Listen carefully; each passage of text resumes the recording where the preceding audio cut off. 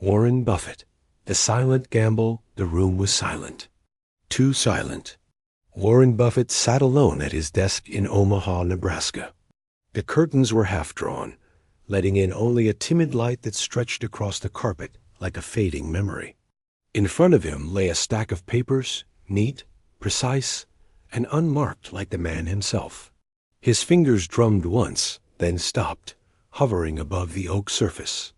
He had made a decision long ago, one that altered the path not only of his life, but of countless others. A decision that looked simple on paper, but carried the weight of 1,000 unseen consequences. Now, decades later, the shadows of that choice still haunted him. Buffett was known as the Oracle, the sage of Omaha, the man who could see value where others only saw ruin. But oracles are not born. They are carved, shaped by fire, by failure, by risk. And his greatest decision, the one that defined his empire, was not as clean as the world imagined. It came wrapped in doubt, sweat, and silence. The moment before, to understand Warren's choice, you must first know the world he faced. The year was the early 1960s. America was humming with optimism, post-war wealth, suburban homes, shiny cars parked in wide driveways. But the market, the true heart of Warren's obsession, was less kind. Businesses rose and fell like tides, their value distorted by greed, fear, and illusion. Buffett was still a young man then, though already a rising name in the small world of investing. He had built a modest partnership, attracting friends, neighbors, and relatives who trusted his peculiar way of looking at money. While others chased glamour stocks, Warren sought the discarded, the forgotten, the unloved companies trading below their worth. One such company would cross his path, Berkshire Hathaway. At first glance, it was nothing but a dying textile mill. Its factories were aging, its profits shrinking, its future uncertain.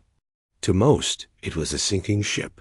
To Buffett, it was something else.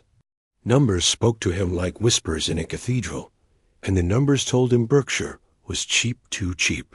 Still, even for him, the decision was not simple. The fork in the road, there was a night Warren would never forget. He sat at his kitchen table, a single lamp throwing light over financial reports, his wife Susie asleep upstairs. The children's toys were scattered nearby, quiet symbols of the life he risked with every choice. In front of him, balance sheets, cash flow statements, valuation notes. In his mind, a storm. Berkshire was no Coca-Cola. It was no American Express. It was a mill rows of workers, endless machines, and a future tied to cloth in an era already shifting towards something new. To buy it would mean committing millions of his partner's dollars. Money that did not belong to him, but to people who trusted him with their savings, their dreams. If the mill collapsed, so too would his reputation. His partnership could crumble. His name could be marked forever. He closed his eyes and saw two visions. In one, he walked away, safe, conservative. He invested in companies with predictable futures, compounding quietly, becoming wealthy without drawing unnecessary risk. In the other, he acted. He seized control of Berkshire, reshaped it into something greater, and built a foundation that could hold the weight of his empire. But to get there, he would have to walk through the fire. The decision the next morning, Warren dressed as he always did. Modest suit, quiet tie, no hint of extravagance. He drove not to Wall Street, but to his small office in Omaha, away from the noise and glamour of New York. There, he made his choice. He began buying, share after share, until he held enough to control the company. With steady hands and quiet conviction, he turned the fate of Berkshire Hathaway into his own gamble. But beneath the calm exterior, his mind raced. Had he been too proud? Was this decision about logic or about anger, sparked by a grudge with the company's management? Even Buffett, the master of rationality, was not immune to emotion. Still, The die was cast. The price of control. The factory floors of Berkshire were not made of numbers. They were made of people, men and women, who spent long hours under the roar of machines, their hands calloused, their futures uncertain. Warren walked those floors once. The smell of fabric dye, the clatter of looms, the tired eyes of workers who didn't know that their lives now depended on a young man who saw them as part of a balance sheet. He had taken control, but control was not salvation. For years, the textile business drained him. Capital poured in, returns trickled out. Machines needed replacing. Competition grew fierce. Costs ate away at profit.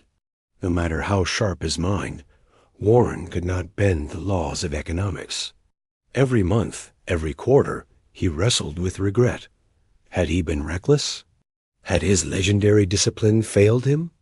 The decision weighed on him, but it also forced him to evolve. Transformation Buffett was not a man who surrendered. If Berkshire's mills could not be saved, then Berkshire itself could be reborn. Slowly, he began redirecting the company's capital.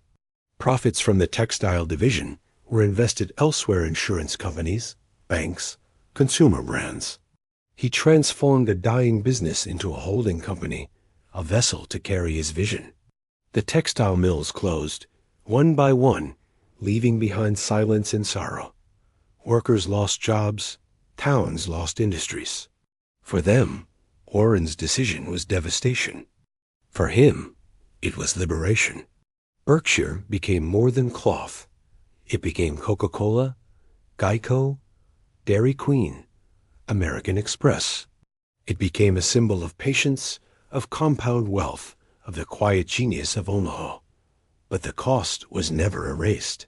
Shadows of victory, even as the billions accumulated. Warren felt the ghost of that choice. The mills haunted him not for their financial failure, but for the lives disrupted in pursuit of empire. He carried the contradiction, the investor who preached value, the man who became one of the richest on earth, had built his fortune atop the ashes of a decision that began in stubbornness and ended in layoffs. In interviews, he would smile, humble, self-deprecating. He would tell stories of frugality, of eating McDonald's for breakfast, of driving the same old car. The world saw him as the kind billionaire, the grandfather of capitalism. But alone, in the silence of his office, the truth weighed heavier. Every fortune, no matter how clean it appears, is stained with consequence. Reflection in silence. Now, decades later, Warren sat once more at his desk, his empire towering, his reputation immortalized. Yet his thoughts circled back to that night in the 1960s, the kitchen table, the reports, the fear, the choice. He knew that without Berkshire, there would be no empire, no oracle, no legend. But he also knew what it had cost. The lesson, whispered like a confession in the dark. Every decision, no matter how brilliant, extracts a price. Some pay in money, others in pride, and some in the silent suffering of people whose names history forgets. Warren Buffett had built his fortune on patience, on discipline, on the art of waiting. But his defining decision had been born not of patience, but of impulse and act of defiance, a gamble against fate. And it had worked. But he knew better than anyone. It could have gone the other way. The silence of his office was a reminder, a warning, a shadow. The air in the room grew heavier, as though even silence was reluctant to share space with him. Warren Buffett leaned back, his hands folded, eyes lost in thought. What the world called brilliance, he knew as survival. What the world called destiny, he remembered as doubt. Because every victory is stitched with scars invisible to the crowd. The weight of compounding Buffett became the master of time. Not because he could control it, but because he understood its relentless nature. He often spoke of compounding as if it were a law of physics, as certain as gravity. $1 wisely invested became 2, then 4, then 8. But compounding was not only about money. Decisions compounded. Regrets compounded. Even silence, when carried too long, multiplied into an unbearable weight. The Berkshire decision was proof. From a failing textile mill rose an empire of unimaginable scale. From a single reckless purchase grew the greatest investment conglomerate in history. And yet, in his private reflections, Buffett sometimes wondered, what had compounded more, his wealth or his burdens? The temptation of power. As Berkshire grew, so did the voices around him. Politicians sought his endorsement. Wall Street craved his approval. Journalists hung on his every word. But Warren knew power was a poison disguised as nectar. The moment you believed you could not be wrong, you are already dead. He resisted extravagance, living in the same Omaha home, driving modest cars, eating fast food. To the world, it was humility.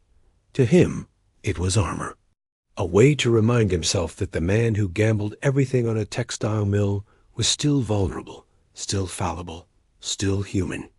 But power whispered anyway. Every time a company begged for his capital, every time his phone rang with a desperate CEO on the line, Warren heard the temptation. He could decide the fate of industries with a single stroke of his pen.